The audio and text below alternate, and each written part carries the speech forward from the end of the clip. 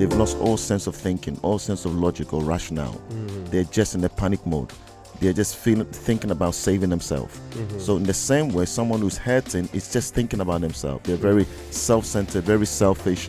So they have no rationale, no discernment to look within themselves. Everybody takes a certain amount of time for their healing in how they feel. Exactly. And knowing themselves to feel it. Yeah. But to jump in on something and pretend that you're not healed, it's going to drop a lot of things. You're going to have to go back.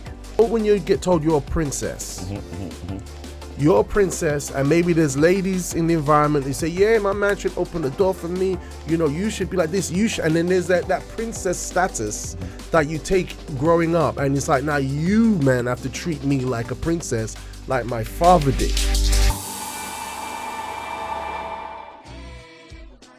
That's right, guys. It's going to be a good day today. And I'm your host, Robert Ashitey, your robust presenter, with you on this morning's breakfast show. And today, it is, I hope you've been enjoying the wonderful whimsical songs of this breakfast show morning from 7 a.m. Enjoying those fine tunes to help you start your morning right. And today is, it's Thursday. It's Thursday. The week has sped through like Speedy Gonzalez. If you know, you know. I don't know if it's Speedy Gonzalez or Roadrunner. I don't know who's faster. But we're in Thursday, which is Relationship Power Thursday, and it's the day of J'ai Amour.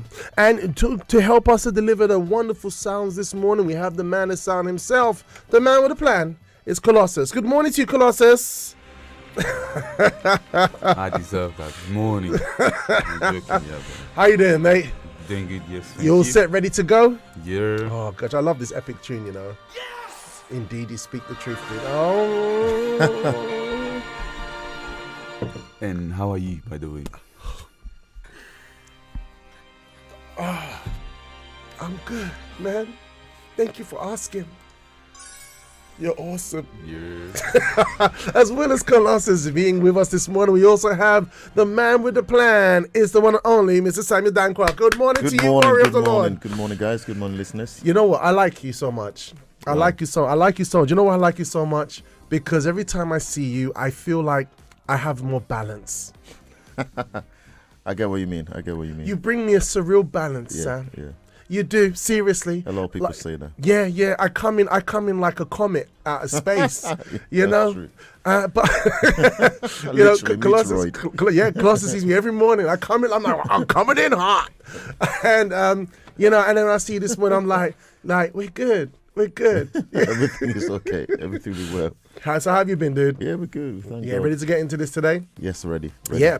So guys, look, today is going to be a really interesting subject because we are going to be looking today at the 7 signs, how we're going to be showing the 7 symptoms where a broken heart is actually sabotaging future love prospects.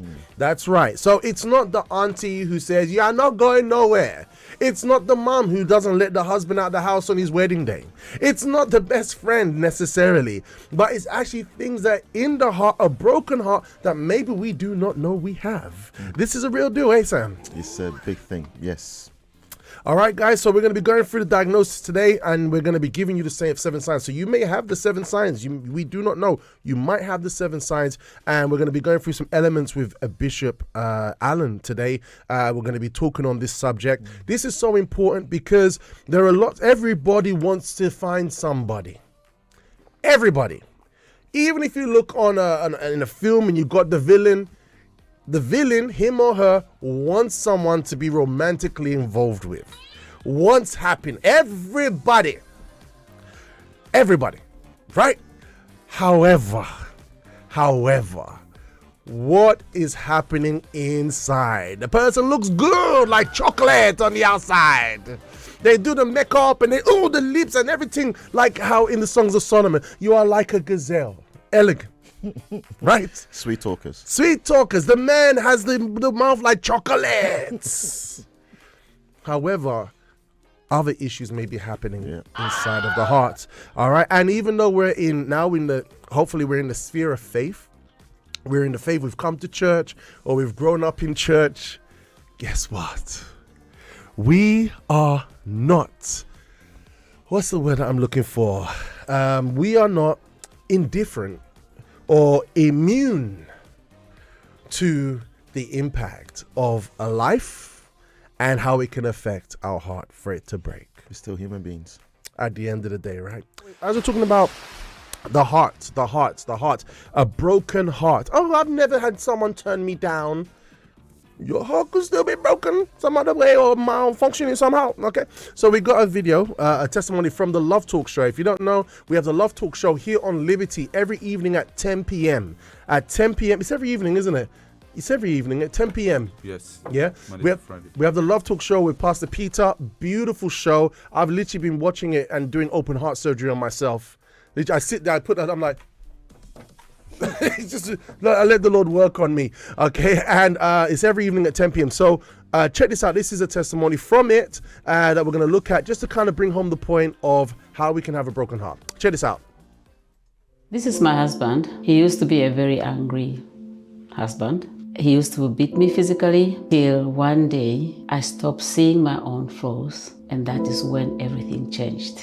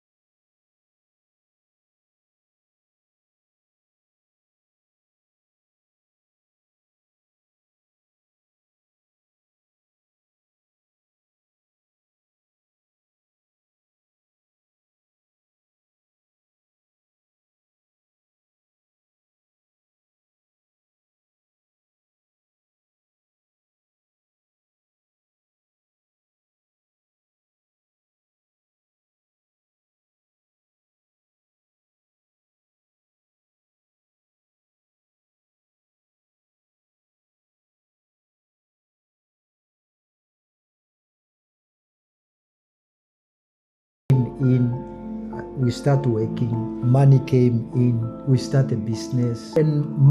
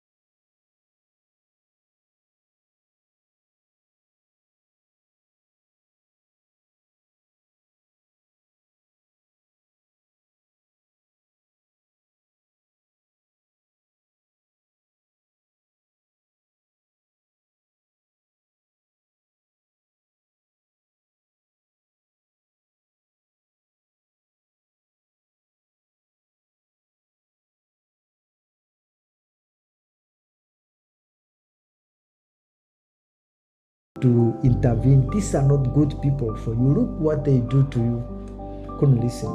Why? Because there's beer, there's women on the side, there's just falsely pretending life. When things start falling apart, I could not understand.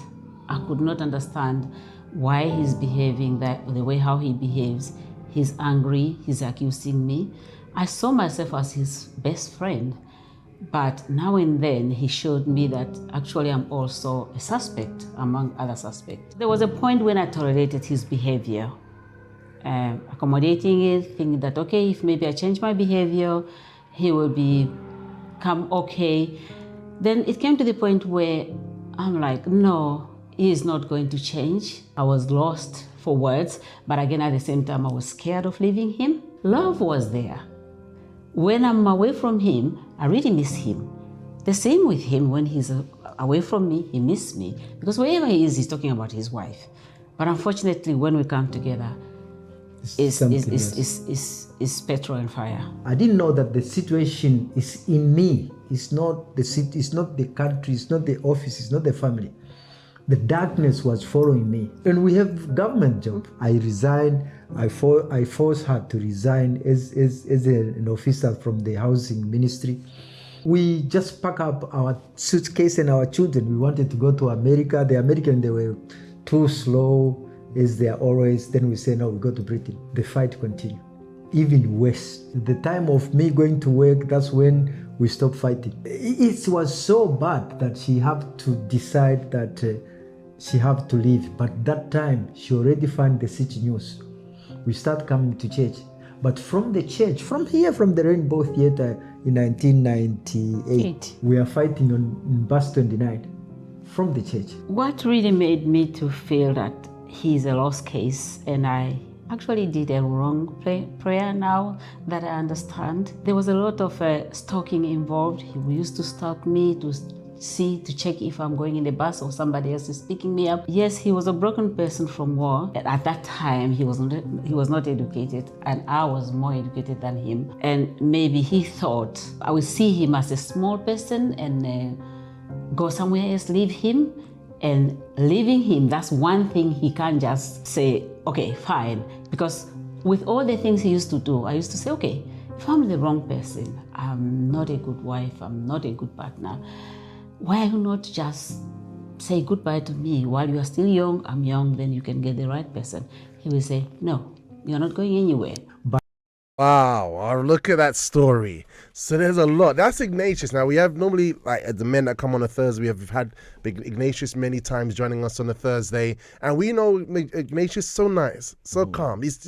Everybody loves Mr. Ignatius, right? Yes. But obviously we're hearing his story.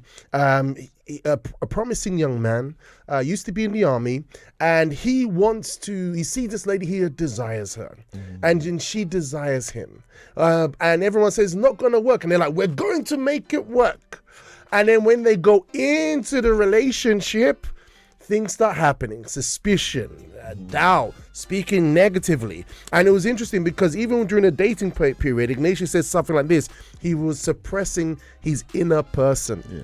Suppressing, so that means putting the best foot forward, get the ring on the finger, someone else is trying to show up, but he's putting on a good behavior, a good front, and I'm sure Apollonia was doing the same to acquire the person, and then all hell breaks loose once they're together. I want to let you speak on that. We've got here Chris Brown. We're just going to show him briefly. All right. Good morning to you, Chris. Good morning to you all,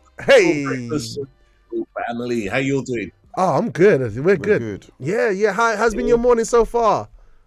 Do you know what? I sprang up extra early this morning. I'm good to go. Brilliant. Brilliant. All right. Was you able to hear the testimony of Ignatius and Apollonia?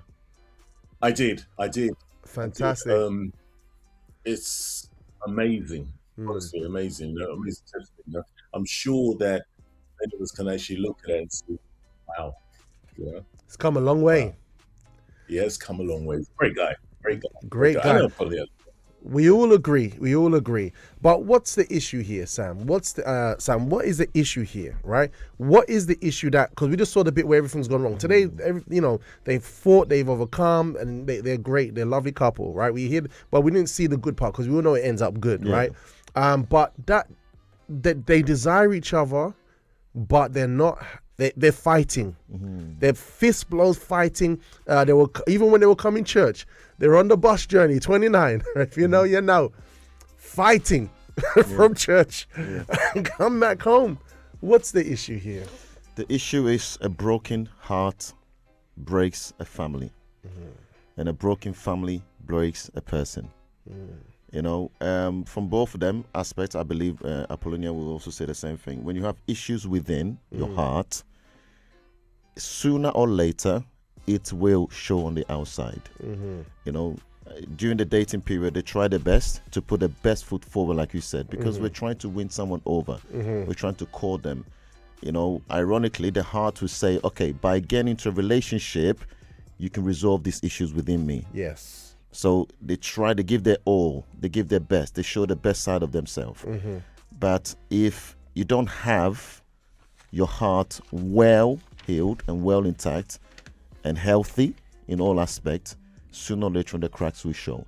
So the issue was within, as he admitted, the issue was within.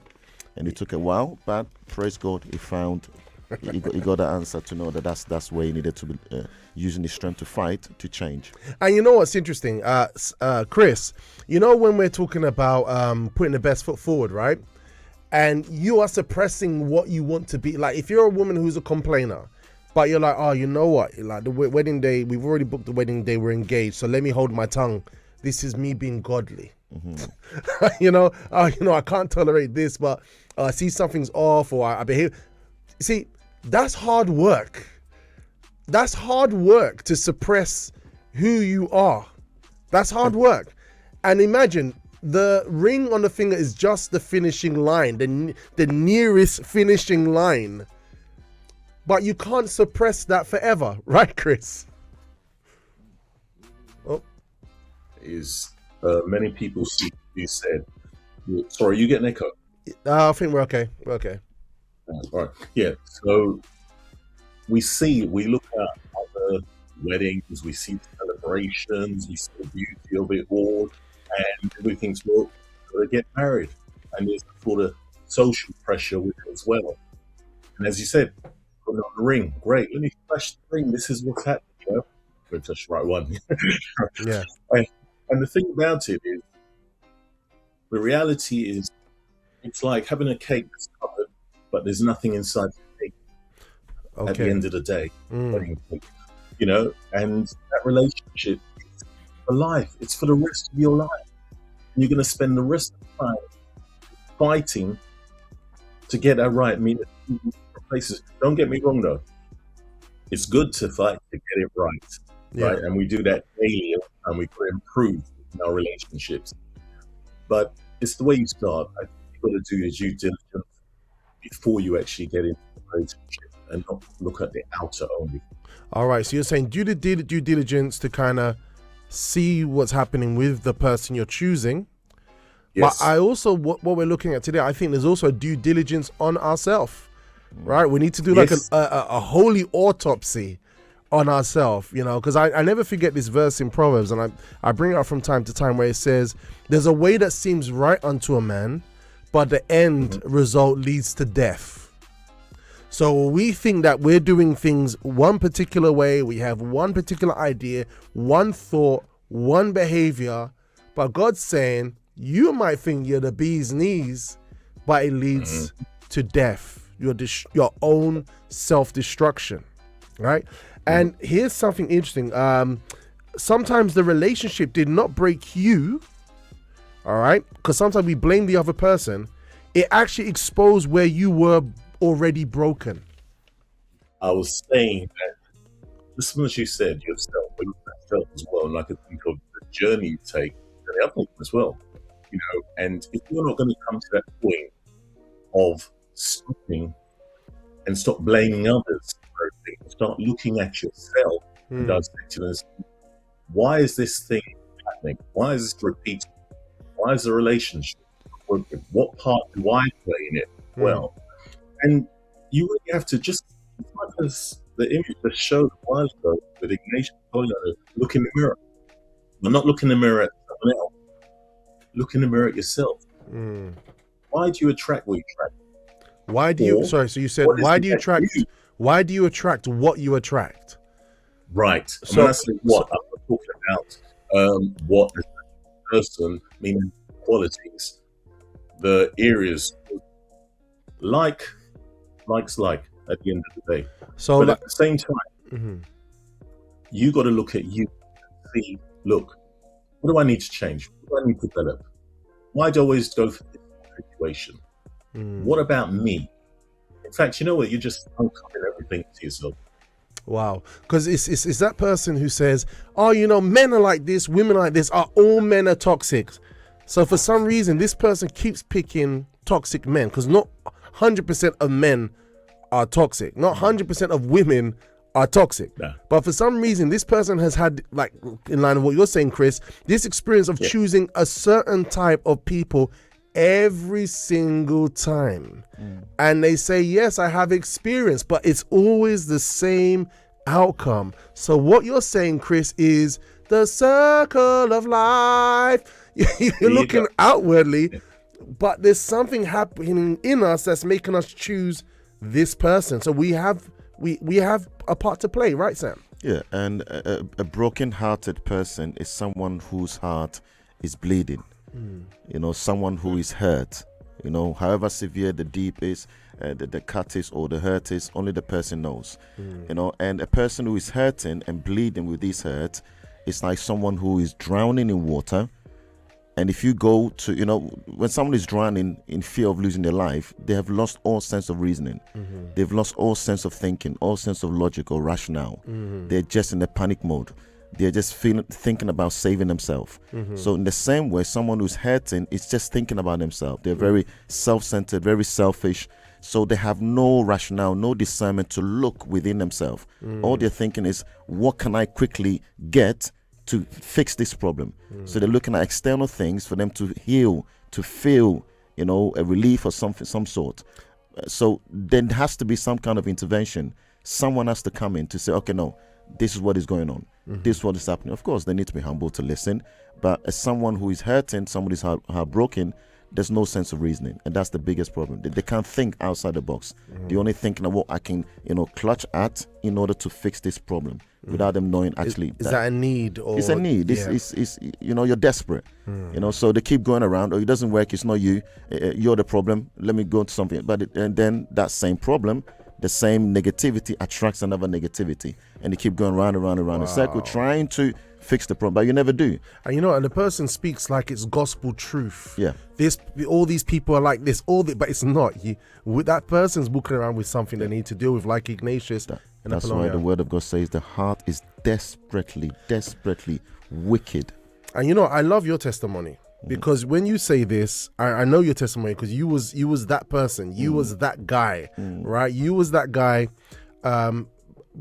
What you thought was enjoying life was actually the hole that was inside of you, searching for happiness. Searching in a very chronic way. I was searching something to feel, because the heart doesn't have the heart has a mouth to speak, but it doesn't speak direct to us, you know. But if the heart can speak and cry, you would know what it's going through.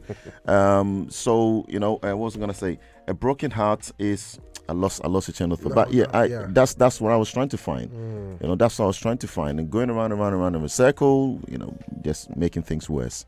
Strong things. And here's something that's quite interesting. It says, some people are not in love. They are simply just in need. I second that. Right? The driving force to a person wanting someone. Is it love? What is love?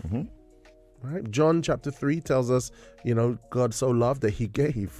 But we're living in a world where people just want. Because they believe they need. Yeah. And then problems come.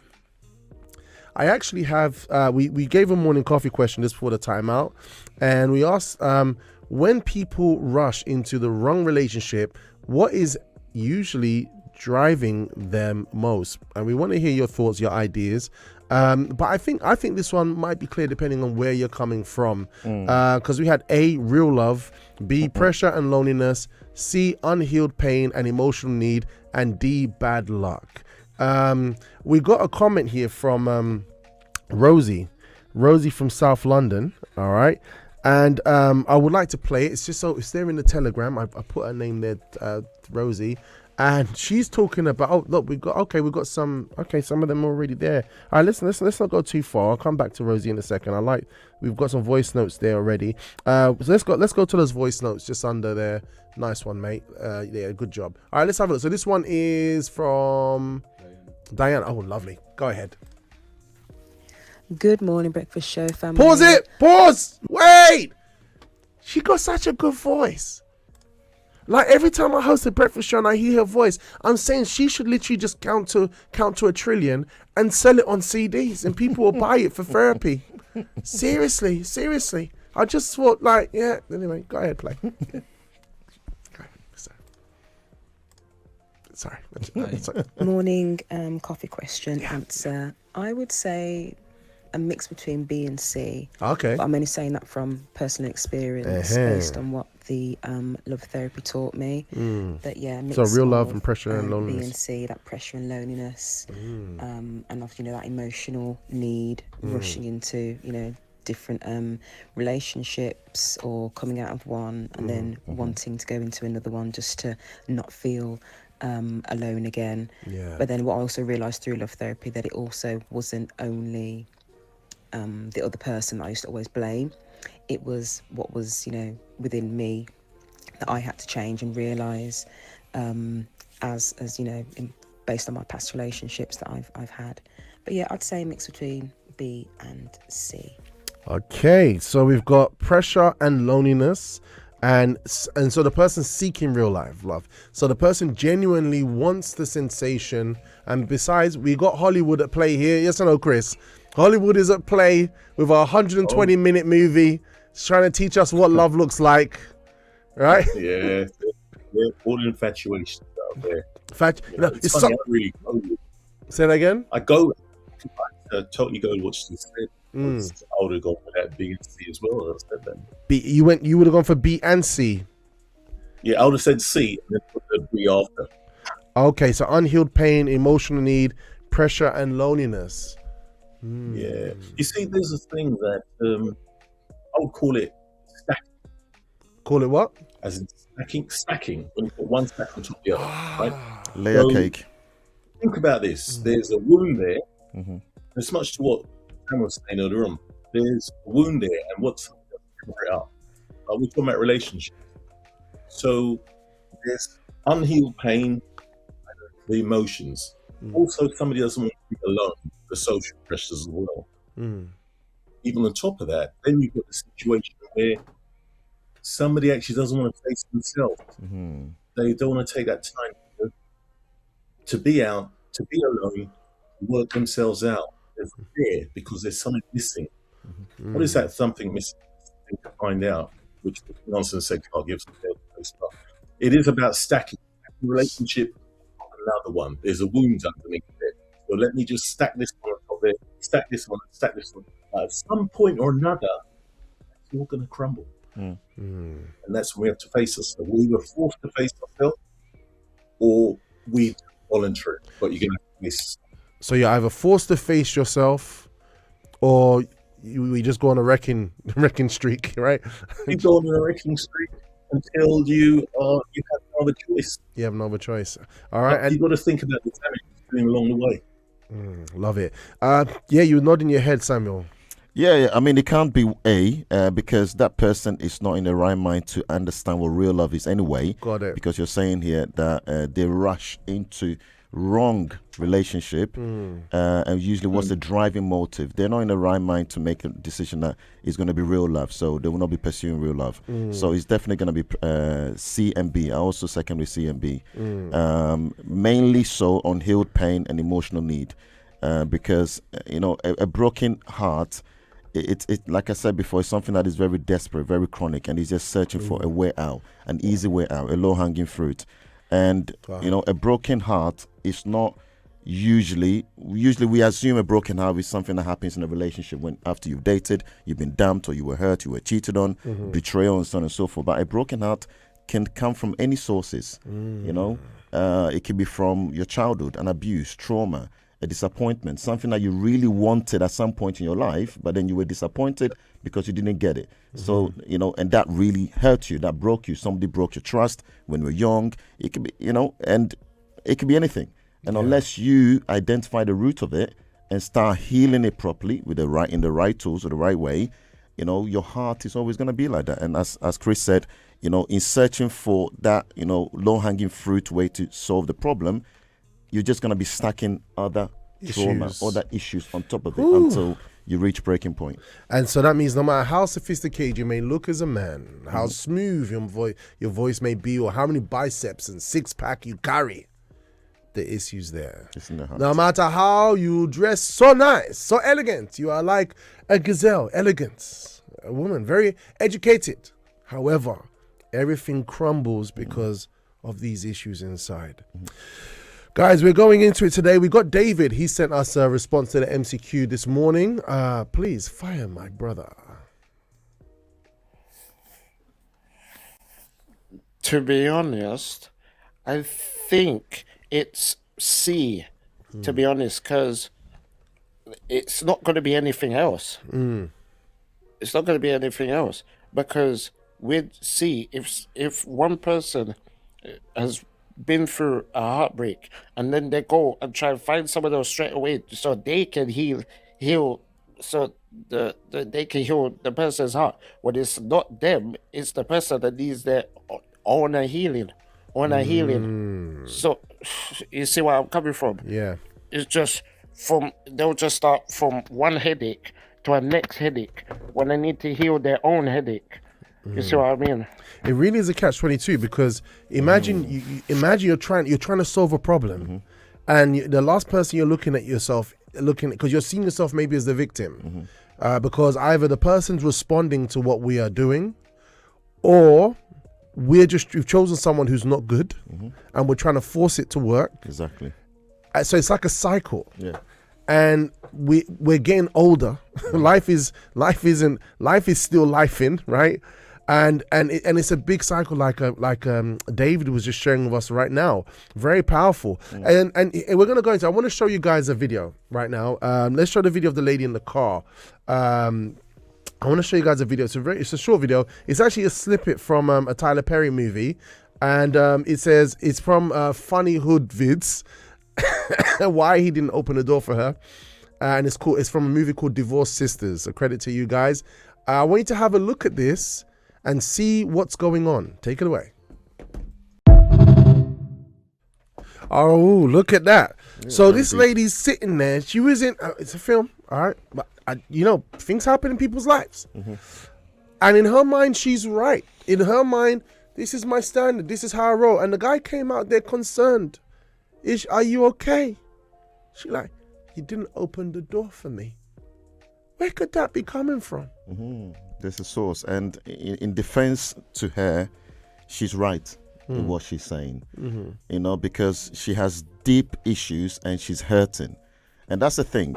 When you enter into marriage is a covenant, it's a relationship, and there's a responsibility that comes with that. So now her problems is not just her own, it's the husband's also. And the husband also has a responsibility to help her heal. But if he's blindsided to his own issues and is clouded by issues of his own heart, he will not have the light to be able to help the wife. Anyway, coming back to the woman, so she's right in the sense that he also is accountable for her to get where she needs to get to. But where she was at, where we saw the clip, is that I'm sure she has been given signs over and over and over and over to say, husband, I'm hurting, something is going on, I'm not well, I need help. Maybe she wasn't able to vocalize it, because when you're hurting, that's the problem. You don't know what is going on. You don't even understand why you're going through what you're going through. I want to push back. So that, I can also give a good argument for the man. Yeah. But I'm just saying in her defense. Okay. You're being impartial. That immaturity, baby-ish, is just saying, I need help. It's a cry for help. This is the feather, or what? This is the straw that broke the camel's back.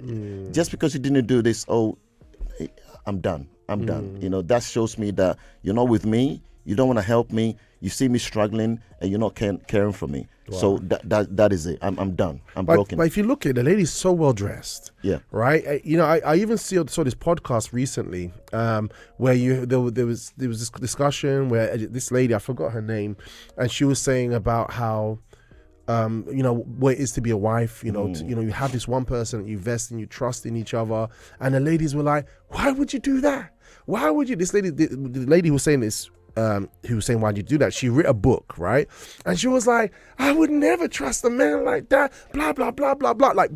And the lady who raised up the issue said, you know, you're a person who's charming, you make everybody laugh, you're a beautiful human being, you're wonderful. But as soon as you touch on the subject of husband, I will never trust it. I will trust business partners, but never trust a man. And then the lady, you know, who's speaking on the show says, but it's the lens you're looking through that I'm concerned about you. Exactly. And so the other lady couldn't see it. So now this lady's in the car now. She looks very well dressed. I'm sure in public settings, she's very, you know, she's a lady. But I think, I don't know, Chris, you might see it as well, that it's a thing of, you know, when you get told you're a princess, you're a princess, and maybe there's ladies in the environment who say, yeah, my man should open the door for me, you know, you should be like this, you should. And then there's that princess status that you take growing up, and it's like, now you, man, have to treat me like a princess, like my father did, you know. And plus there's also other unresolved issues there. So, you know, so human beings, we're so complex and complicated. And that's why, just to add to that as well, and to agree with you, and also agree with the man. Also, this is why it's important, before you enter into that covenant of marriage, you make sure your heart is healed from everything of the past. Everything of the past. It has to be. Yeah. Because once you enter into it, you're bringing baggages to the other person, and it's not fair on them. Yeah. So when you say everything, that means like even comments from your single friends, even you know, things, the childish things that, you know, you were looking for approval from others. You need to get rid of. She's been looking for approval. Maybe the husband was always sweet talking her, oh princess, oh babes, oh you're looking good. Her dad. You know, her dad as well. But no one was speaking the truth to her, or she never, you know, learned how to deal with the truth. So both couples need to really get into the discipline, the habit of healing, working on themselves, even during the marriage as well. If you don't have that discipline and that work ethos of working on yourself continuously, when you get into marriage and these things happen, it's going to reach breaking point. Yeah, I'll tell you, one of the things that get to me is dismissiveness. It's like, okay, we need to work on this, and the person's dismissive. I'm a person like, oh, man, I don't have patience for that for too long, literally. So yeah, God, Jesus is alive to help us. Literally. I just want to say a huge good morning. We've got Aluat this morning. Good morning. How you doing, girl? Oops, sorry. Girl, don't worry, be brave. How are you today? I'm good, thank you. Fantastic. You just came from the gym? We don't ask questions. Oh, right, and we don't judge. It's great to have you now and to chime in. It's great to have you with us. You got nice skin, by the way. Oh, thank you very much. Lovely skin. You. Yeah, it's good to have you with us. So you're going to be chiming in now.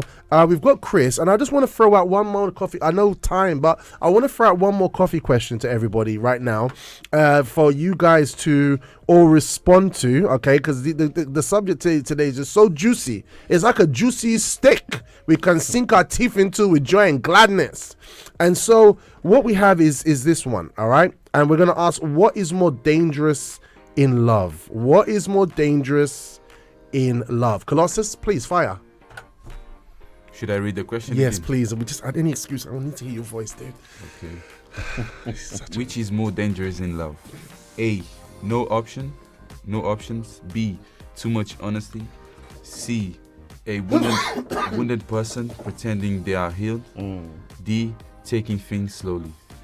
All right. Oh, I see you they're looking there. So which is more dangerous in love? A, no options. So there's nobody in the map on the radar. B, too much honesty in the relationship, right? Or when you're seeking love. C, a wounded person pretending they are healed. Hey, maybe to some degree there's probably quite a bit of that, you know. D, taking things slowly. All right, so tell us your thoughts, guys. Send it through to us. You can send it as a voice note, as has been done earlier in our Breakfast Show broadcast, or you can just type it in our live chat. All right, which is more dangerous in love? I'm going to post it here. All right, and while you're sending that, we're going to go into the first element of Bishop Allen. All right, and then when we come back, we're gonna hear thoughts from the one and only Chris Brown this morning. All right, we got our own Chris Brown here. He's so handsome.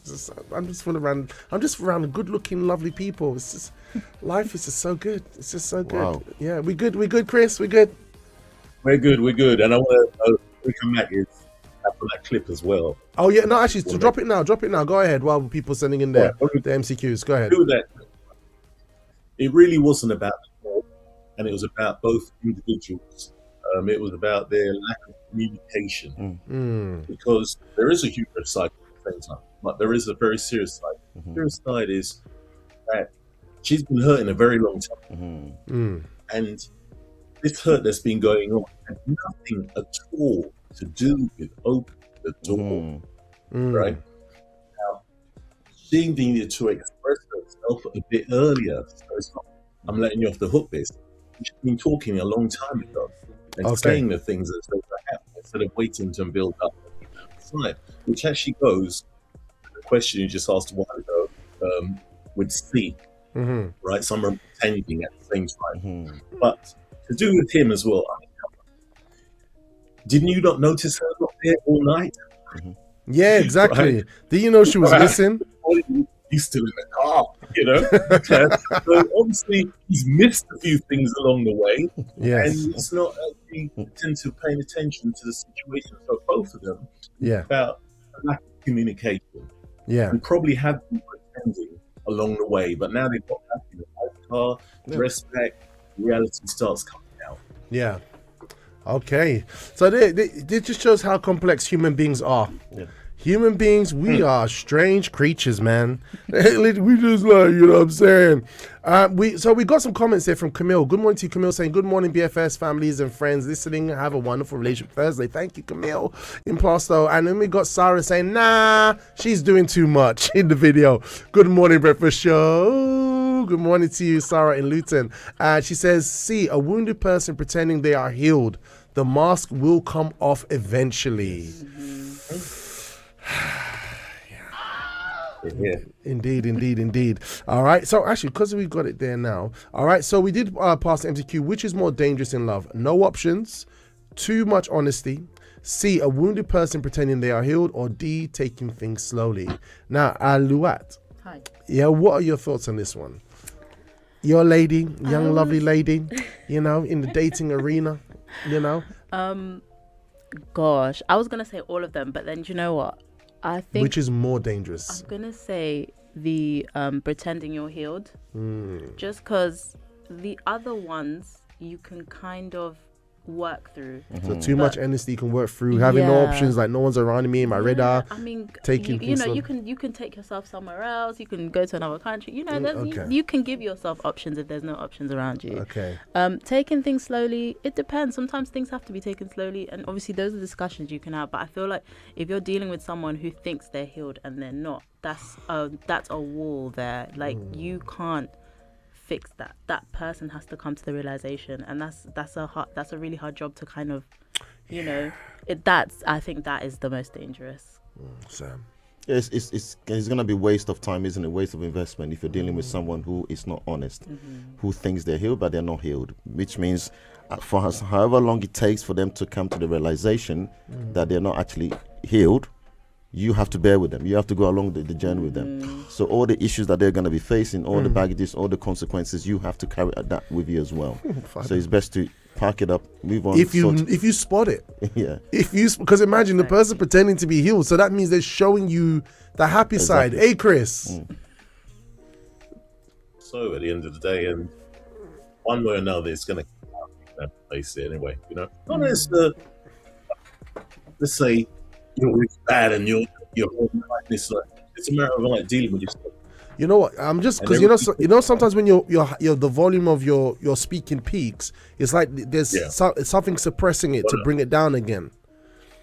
Here we go. Does that sound better? It sounds better when you speak normal, but when your voice elevates, it's like something's. The man can't take his energy. His energy. It's too much. Early morning. I'm okay. Catch me in the den. Here we go. Okay, sorry to disturb your train of football. If you could just continue, Yep. So we also, we don't know who we're dealing with if someone's pretending that they're healed when they're not. No, and I was saying, I'm not saying it's a crime for that person, put it this way, but what I'm saying is everybody takes a certain amount of time for their healing, in how they heal, Exactly. and knowing themselves to heal. Yeah. But to jump in on something and pretend that you're not healed, it's going to disrupt a lot of things. You're going to have to go back and start putting them right along the way with that person as well. If that person with you is quite supportive toward it, then that's cool. But if it's causing a disruption in a relationship and you're trying to hide it, you're going to have big problems. Wow. Drop you like it's hot. All right. So I know sometimes we hear these options like person has no options, or B, too much honesty, or C, or D, taking things slowly, a wounded person pretending to be healed, that they are healed. But it's when we're in the moment, right, depending on our situation, and we might see the process of healing as a long resort, but our desire is to have someone. We see him, we see her, we're like, and the heart wants what the heart wants. So it's something where this question kind of brings us back to a rationale, and especially to what you are all saying. We are being deceptive. If we're learning, we're accepting that we need to heal. I react badly. You hear women on podcasts, and I'm using women as an example because they're the most vocal. They behave like they hate men. Like they say all the right things on the surface, but underneath it, he will never tell me what to do. There was even the lady who said like this, look, man. Like she's like, I want a man. When she's calm. But then after, when she starts opening her heart, she's like, look, man, it's me, my child, and then God. And he's somewhere else in the line. Oh, wow. Especially when you talk about being submissive. Submissive. Oh gosh, that is a trigger word. Right? For a lot of women, that is a trigger word. And that's the norm. It's literally woven subconsciously into people's minds. People need to be healed from this. But it's crazy because, like you said, they'll say it like out loud and proud, like, oh, I don't need a man and all this. But deep down, when the door's closed, like you see a lot of certain influencers who build their brand on, like, let's say men bashing. They don't really, you don't need a man, this like on a random like Saturday they'll just drop their wedding pictures, like, oh, like, right. So in the background they were looking for love, they were dealing with that part of their life, let's say in the right way, but what they're projecting to the women that are listening to them is completely different. And it's like, it is a market kind of like so yeah. And you imagine, God made us to desire the opposite sex. God made us, right? You read Songs of Solomon? Bruh. Poetry. Deep poetry. Bars. You know what I'm saying? So God made us to have this desire for the opposite sex, but we have to do it in the offer of love, right? So the secular world is teaching us something different. Now we have social media teaching women something different, teach women to go against men, and now men are fighting back with their reasoning, right, to kind of bring pushback. So where everyone's at war, but it's all the issues of the heart, and all those things need to go. We need an intervention, and because love is pure. Love is pure. Love is in all our hearts. But intelligent faith, and as we all learned through intelligent faith, love is defined in three aspects: the agape, which is the love for God. Yeah, the divine love. The divine love. There's the eros one, the emotion, the sexual desire, the urge, and then there's the philios. So if the these natural three, the natural love. family love, the friendship, the bond, the eternal unconditional love that we have, if these three are not intact, if you have not learned or educated yourself about this for your heart, and you use that to heal your heart and made your heart whole, you have no business trying to love somebody else. It's not going to happen. Drop the mic. Yeah, so some people they're confused. They're hurting. Their soul is hurting, bleeding, reeling, crying out, screaming out, I need help. And the thing about someone who's brokenhearted, they communicate the hurt in code, like that woman. Yeah. Because she hasn't got the right words. She has no intelligent nuance to say that this is how I'm feeling. This is what's going on. They don't know what's going on in your heart. Yeah. Only the word of God, the light of God can help you see who you are. I've been guilty of so that. They're just doing things and saying, okay, you should get me. Why are you not getting what is going on? Yeah. So even those famous people, they're saying all those things, but all they're saying is that it's a cry out for help. It's a cry for help. Yeah. So the soul is bleeding. The soul is reeling to say, hey, I'm struggling. I'm drowning. Help me.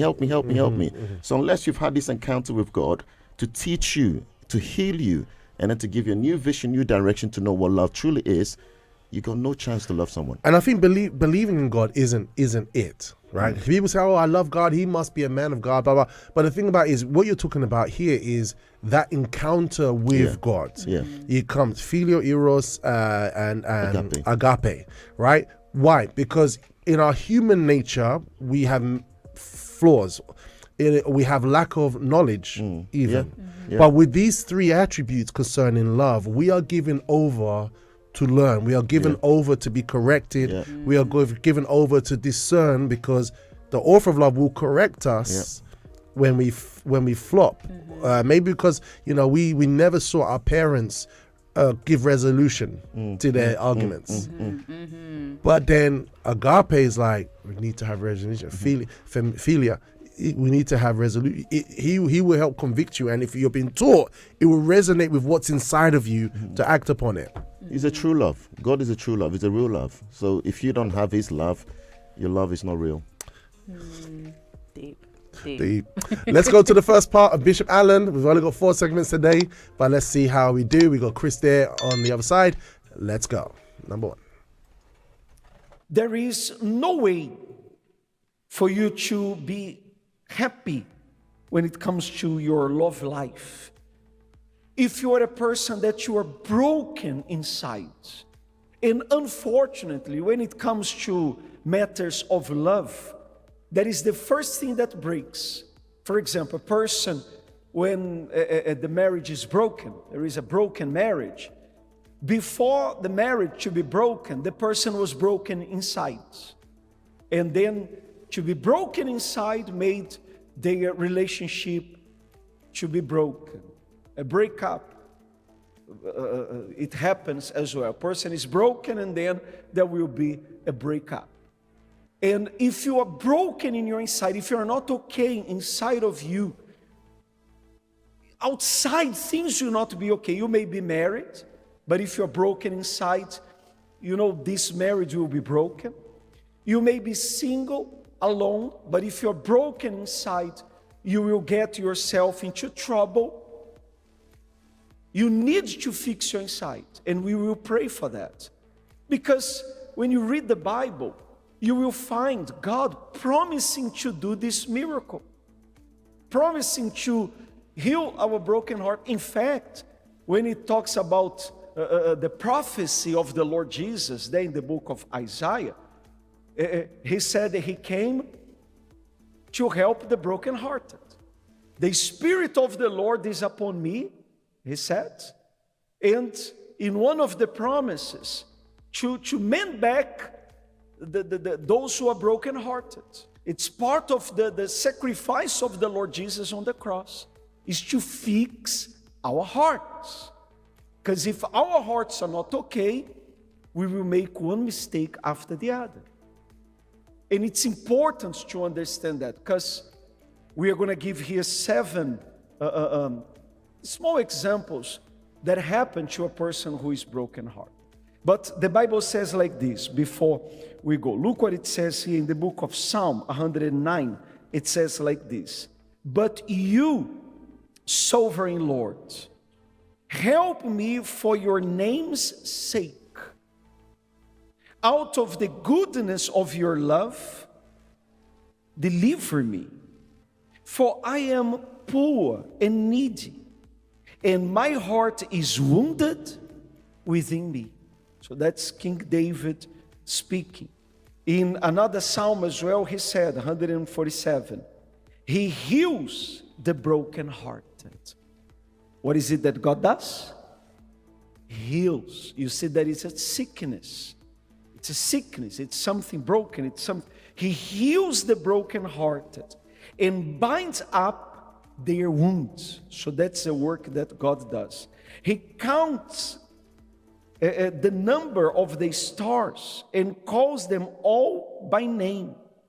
Great is our God and mighty in power. His understanding is infinite. So we see that God understands us. He knows about us.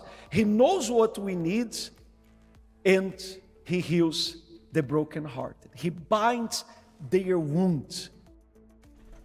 Beautiful. Absolutely beautiful. So we're talking about Bishop was talking about internal brokenness precedes a relational failure, and God heals the broken heart. Shout out to the Word of God. Shout out to the Word of God. This is why religiousness doesn't work, right? Because you can see even David in the Psalms, he's literally just keeping it real with God, and it's giving a solution and hope for us, knowing that human beings, we go through some tough times. You know, and with David as well, like he was like one of the most successful kings in the Bible, and what you see is a lot of people outside now. You'll find a lot of successful people, intelligent, smart, who are really struggling in their love life. And I think a lot of people think that because I'm intelligent, because I'm successful in all other areas, it's by default that my love life's just going to work out. But obviously, as the Bible is saying, God is the one who fixes the brokenness of our hearts. He's the one who, like the 3 things you were mentioning, that is something that God helps us to understand. So I feel like that was just really powerful, just that, God is the one who does the work. Yeah. And you know what's interesting? That was David, right? That was David's words. The man after God's own heart. Now, what about the rest of us? Right? 'Cause we're so proud. We're so proud. Human beings are so proud. This is the thing. And in God's love, he knows us so well, like Bishop said. He knows the human heart so well. But even still, knowing how we are, he has a plan. He has the plan that he allows us to continue to make the wrong choices, keep hurting ourselves, hurting, knowing that our energies are, it's only limited. We keep exhausting our energies, doing things in our own way, breaking our heart, breaking, making the cut deeper and deeper, because he knows one day we're going to come to a point to say, you know what? I've had enough. I'm tired. I can't do this anymore. And at that point, that's where he's willing to meet you, because it says the Lord is near to those who are, contrite in heart and broken-hearted. That's where the Lord meets you. That's the intervention that's point. The word. The Lord is near to those. How many Christians want to pretend that we're okay? Exactly. We're trying to be, Lord God, I love you, you love me. But inside we're like, hey. And God is like, I can't, are we doing this? Yeah, God can only work with what we give him, essentially. Yeah, we have to be like this clip here. Take this picture, check this picture out. We have to be like this. That's it. Right? This is it. I had to use the one where the person's clothed, but literally just open to God, open to the situation. That's the only way. There's no pride. Oh, everyone who rejects God, you're missing a trick. Everyone who rejects the scriptures, I'm needed, and you're like, you just want to pretend to be something else, you're missing the trick. We're missing the way for healing. Yes or no, Chris? Drop it like it's hot. I'm taking this in, and I was thinking, God has a framework set up for us already. It's a framework that works every time, but we as human beings, we're kind of stubborn, especially like somebody else who has nothing to do with it as well. So, look, I'm going to do it my way. And every time you crash, and I'm going to do it my way. I mean, look at King David. If you look through his Psalms, every time you see is when he's crying out sincerely from his heart. Not, well, I'm the king, Very good. I got this, and I can do this, I can do that. Yeah, there's a little bit of ego that hits that, and we all know what if we have to do that. But God himself said, I am my own home. Right? I mean, how could you ignore that cry out? It must have been very sincere. Very sincere. Coming back to the other stuff as well, is the healing in this. Is that we have to learn about their own inner states. And when I say their inner states, our inner state. Right? Yes, right. And the thing about it is that's learning more about you. Because even before you've done that, and you've taken away all the barriers and everything, it's only then you're going to really cry out to God. So sometimes some of the things that happen, they're good. You got to expect that they happen. And I can talk from experience on that as well. Yeah. You've got to take some of that battery before you actually say, "Here I am," just like that photo. So at the end of the day, learn about your inner state, learn about you, and learn to value what you actually have, and then start again. All right. Learn about your inner state. Learn about you. All right. That introspective. We have to be like this, on the surgery table. Like, hey, Lord, here I am. Look at me. And God allows that, even to be sedated, for you to be under anesthetics, that you don't even react. Let him do the surgery. And God allows us to crash in situations. I even say, this may sound crazy, but when you're down in the pit, there's no way out. You're more blessed than the person who's rich. Love it. Because that's where you encounter God. That's where God will come in and transform everything. So this is an outcome of this type of behavior. Yes. When we express ourselves like this, being open, being sincere, being genuine, God's presence, who is alive, who is a person, who is active, comes and has this impact inside of the person. Yes. Beautiful. No wonder I like what Chris said about David. Now it just clocked to me. All these Psalms we're reading, that was his encounter with God. Yeah. That was a moment where the pressure of being a king and the enemies after him, all these things, led him to breaking point, and he surrendered to God. He went to the Agape. He suffered injustice. Yes. He suffered terror. He suffered failing. But he used all of that to go to the Agape. Even after he killed someone else's wife, husband. He went there. Right.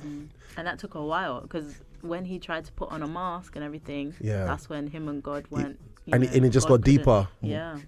But when he took the mask off and he was sincere. Because you know the thing about God is that the nature of love is to want to give. You want to give. You want to give. You want to give. So God is looking down at us, all these broken-hearted people who are wounded. God is saying, give me a chance to pour my love into you. I want to heal you. The Lord is saying, I want to heal. This is my nature. I just want to do it. It doesn't matter if you deserve it or if you're sin. I don't care. Let me do this because I love you. Love it. Let's keep it going, guys. All right. We've got some voice notes that we're going to look at in just a moment, but we're just going to hit number 2. Number 2 with Bishop. Take it away, Colossus. The 7, signs that shows a person is brokenhearted. They think that a new relationship will restore them. This is a mistake. So people, they were brokenhearted. That's what they teach outside. That's what they teach in the movies. Oh, you need a new relationship. How can you go for a new relationship if you're not ready? If you're still broken? How can you fix with a new one if you're broken inside?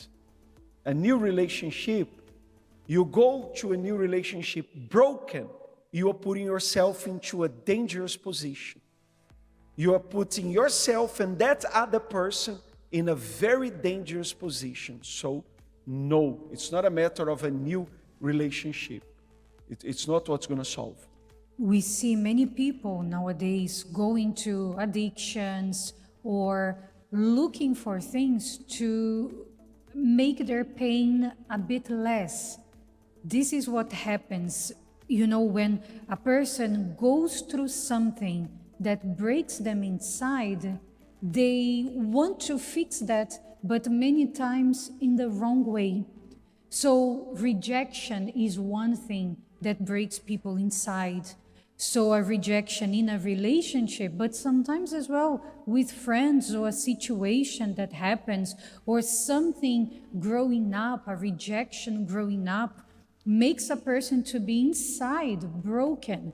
And she doesn't know or doesn't understand that pain. So she tries, okay, let me drink, let me do this, let me do that, let me forget about it. And she keeps on trying to fix it, but it just makes the problem worse. And then so many, they think a relationship, they go into a relationship thinking that pain will go away. We see sometimes women who grew up without a father, or maybe the father rejected or left the family. So they either carry inside of them, men, they're all the same. I don't want to have a relationship. I want to hurt men, because they carry a pain inside of them and they think that revenge is going to fix it. Not having a relationship will fix it. Or there are those that they say, no, I'll just, use people. But all to try to restore their peace inside of what is broken. And this friendship, sometimes person is rejected in a friendship or by someone, then she begins to be a person that she's not. She's quiet now, she doesn't talk to people, and she begins to say things like, no, I'm okay alone. It's better to be alone. I don't want people. She speaks, or he speaks, in a superior tone, but that is to cover the pain that is there. So when we don't deal with the pain, we do a lot of mistakes trying to fix the pain, and thinking that a relationship will restore is one of them. Yeah. Many things breaks people. There are people that they are broken sometimes in the church. Something that didn't go their way, they felt bad. I ask, to move church, is it going to solve the problem? No, because they're broken. So just to change church is not going to fix it. They really need to fix the deep problem that is inside. And who is the one who will fix it? It's God. He understands us. He heals the broken heart. That He was anointed for that. So it's not a new relationship. Wow, it always comes back to God. So look at that. So we have here some talking points here. So people who suffer rejection, people use addictions. We have what's it called, revenge. Like, so something didn't go right, so they want revenge. And people isolate themselves, go into a posture of superiority, right? Very, very popular. And the myth that a new relationship will fix the problem. So it's actually a catch-22. It's actually an oxymoron. I don't need anyone. I'm okay alone, but I need someone. And you know, it's quite crazy, right? What are we doing? I know, but I think, do you know what? I think what it is people just looking for a quick fix. I think the idea, it's like a kid with like a new shiny toy, you know? Maybe they get bored of the old one, so they see a new toy, they want it. And I think obviously the fixing of the heart, obviously something God can do, but it doesn't happen overnight. So I think what people do is they try to find quick fixes, and when they realize that quick fix doesn't work, they look for another quick fix because they don't want to acknowledge. So it just becomes a cycle, really, and they just dig themselves deeper and deeper. And the thing about quick fixes, there's no commitment. No. Right? There's no commitment. You know, you set the standard, you set the stage of what you want for you. There's no commitment of what am I inputting? You know, there's this phrase about, you know, what does she bring to the table, right? those lines, right? And the thing is, in the offer of love, obviously, don't get me wrong, we have to, like we said earlier, if we're dating someone, we're trying to see if you're of God, to see if they're of God as well, right? You're looking for certain fruits, you're looking for characteristics, if there's compatibility, right? Here's the thing, we got some comments there in our WhatsApp line. The first one we got here from Samuel in Sierra Leone. He says, when we ask the question, what is more dangerous in love? He put D, taking things slowly, because things are meant to be corrected. If left unchecked, it's going to cause a big problem that you don't expect it to be. So when you take things too slowly, that's a very interesting take. You will see things in a different way. I didn't take it like that. We've also got another one here from David, our Caribbean Christian. Go ahead, brother. To be honest, with this answer, it can be A and C. No options and because a wounded person. That they are healed. There's no option out for me, and then there was C, and then they will see someone, talk to them, and then C, and then it becomes a C option. So it can be A and C, or just A or C. To be honest, it could be both of them. So the person has the person doesn't see any options, or maybe they're not like, and they pretend to be someone that they're not. All right, let's go. Thank you for that, David. We've got the next one from Lady Jazz. Drop it like it's hot. Good morning, breakfast family.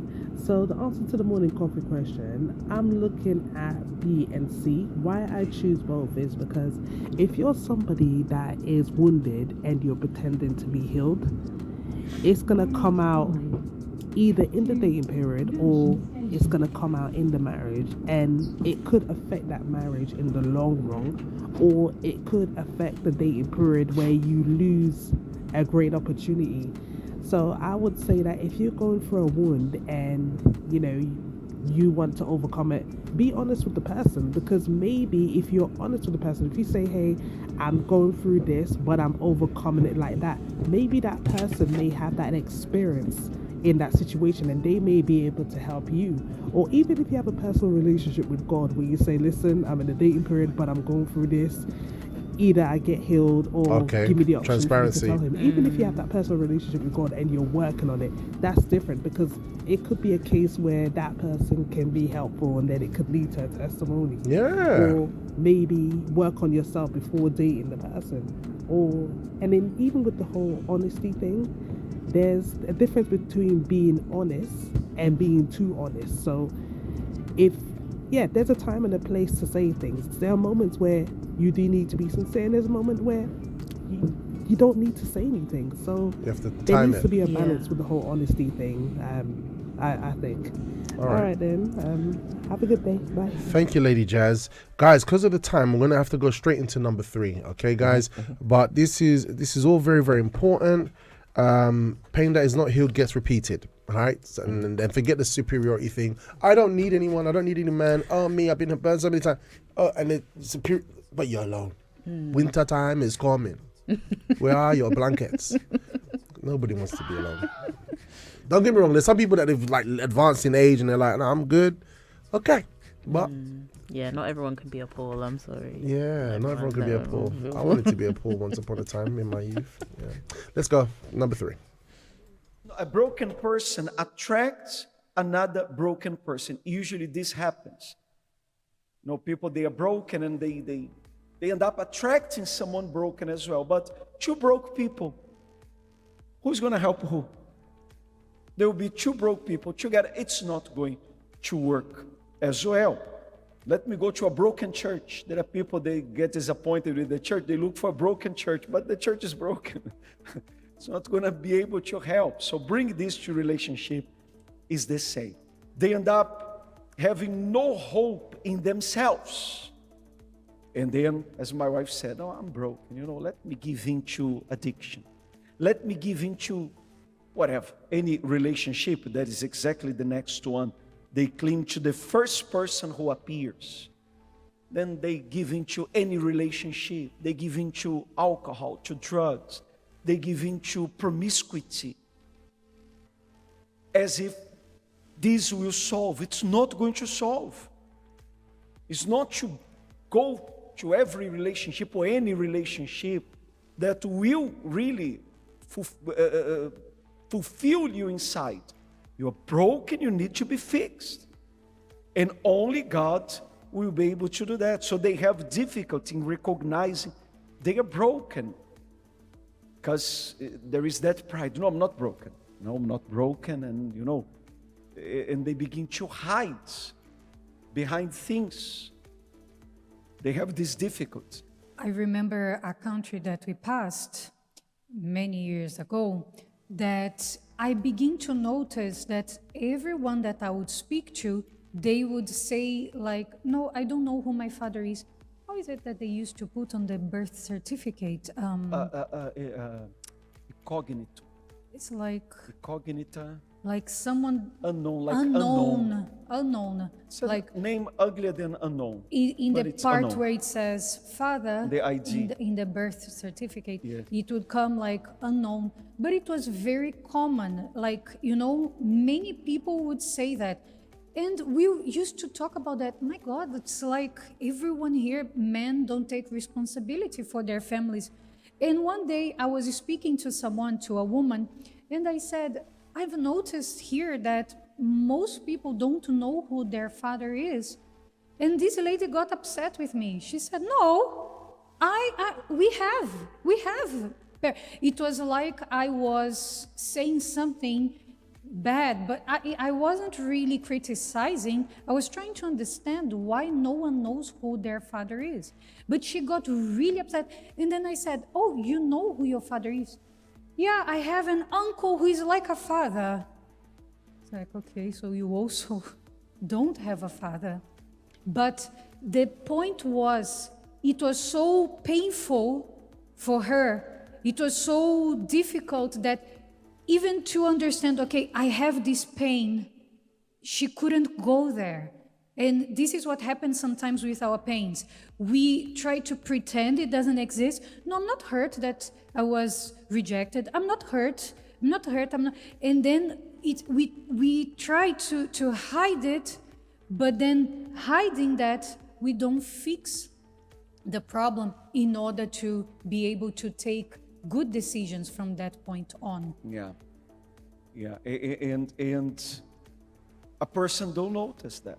It's just something that she gets used of doing, of saying these things. So they justify their mistakes by pointing out other person's mistake. Those who are broken, who are hurt, they have difficulty in even looking at themselves. Wow. Okay. So, broken, very deep. Broken people attract broken people. Pride blocks diagnosis for people to see, like, nah, there's an issue here. And then, you know, in that example, like, people don't know who their fathers are. That means there's a behavior, a lifestyle, right, in the men's mindset, in the women's mindset, to tolerate something that is less than should be happening, right? Blame shifting replaces accountability. So, guys, why is pride such a dangerous obstacle, guys? What did you say? There we go. Love life, broken heart, sabotage. Yeah. Chris, you there? How's your mic doing, brother? Sounding better? Move again? Yep, go for it. Yep. All right, and I'll try and keep it lower instead. Right. You know, from what we were saying earlier on, and just mentioned, is, as I said, like, and like's like. So we got to be aware of what you're attracted to.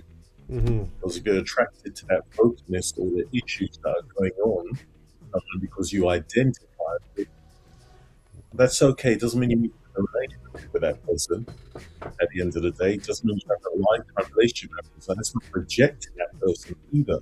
Because if we start thinking that way, then we're not going to take our hand out. Can you still hear me? Voice all right? Yeah, we're working. Okay. So the thing about it is, I'll take it myself, is there are broken people out there, and that is inevitable. That does not mean that we reject broken people or judge broken people. Okay. But it also means it's not because you have that too, that's the relationship you're building on. So you could have a sober mind to recognize that this isn't an attraction. Right? So in knowing that, you're on safer ground. Okay. Now, the second part as well, said the no father.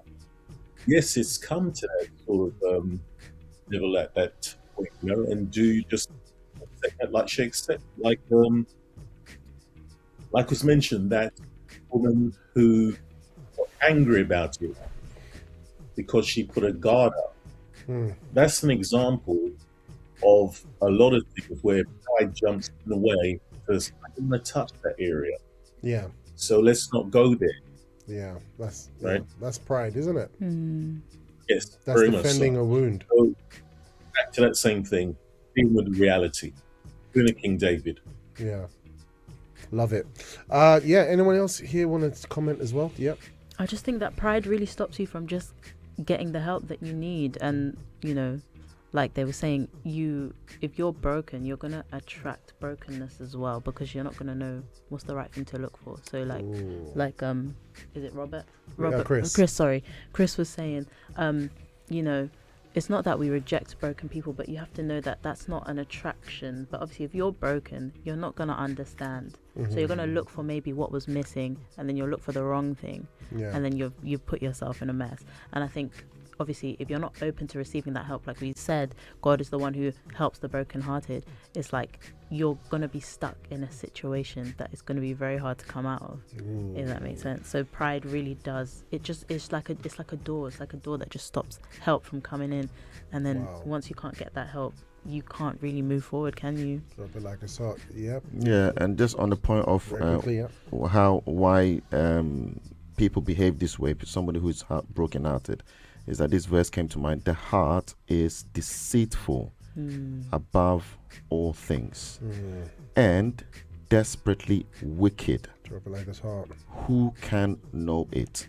Which means when a person is heartbroken and they're in that state of reeling, hurting, in pain, they don't even know that they're in pain. They don't. The reality is that they don't know, because that is the nature of the heart. And as he says here, above all things, when a person is hurt and their heart is broken, the emotions rise above their brain.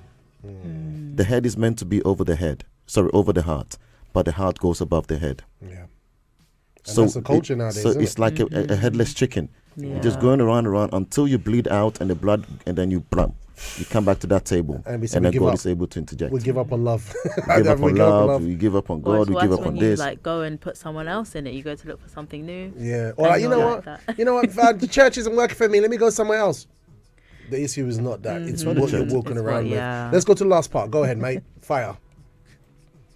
And they have exaggerated reactions. It's exactly what my wife said. Because that situation of not knowing her father was so painful that by talking about it, it triggered something, and she exaggerated on her answer back. Like, no, yes, we know, because my uncle is like a father. And the worst is that we felt sorry. We understand it's the pain, but she did not even grow up with the uncle. She grew up really without a father, without anyone. And the uncle would sometimes, talk to her and everything. But the pain was too much. Broken. Did she choose to be broken? Was it her choice? Of course not. She's kind of a victim or a survivor. But it happened. And if a person does not realize, wait a minute, what is it that you grew up without the father figure? What is it that how this can affect me? And then she begins to look for diagnose, if you know what I mean. They begin to look for, what's going on? She understand, okay, I'm broken. I need to deal with it. I need to understand and to deal with it. This is the beginning. But of course, we know that to fix it, it's God. He is the one that heals the brokenhearted. So are you brokenhearted? Not by just a boyfriend, a girlfriend, a relationship that failed, that did not work, but are you brokenhearted by the way that you were brought up? Or maybe you had the father figure, the mother figure, but was not really the best example that you could have. And that somehow broke you as well, because there are those that, yes, they had the father, mother figure, but, it was not the best. It was not really a good example. And then they brought that bad example to their lives that broke them. Now, they are broken when it comes to relationship. So has this happened? Okay, first of all, analyze. Has this happened? Okay, yes. So then, now how to fix it? Well, you can't fix it on your own. You can even go to places that they can advise you, but to fix the heart, only God. The good news is that He promised He would do that He was anointed for this purpose, to heal the broken heart. Jesus said that. His first speech, He said that He came for the broken heart. Amen? Very strong. It's interesting because sometimes we speak about how, when you grow up with a single parent, right, usually with your mom, there's issues. But also imagine there's issues when you grow up seeing the wrong example. There's basically a parent conflict impact. Government guidance states that frequent, intense, and poorly resolved parental conflict can put children at risk of mental health issues and behavioral, social, and academic difficulties.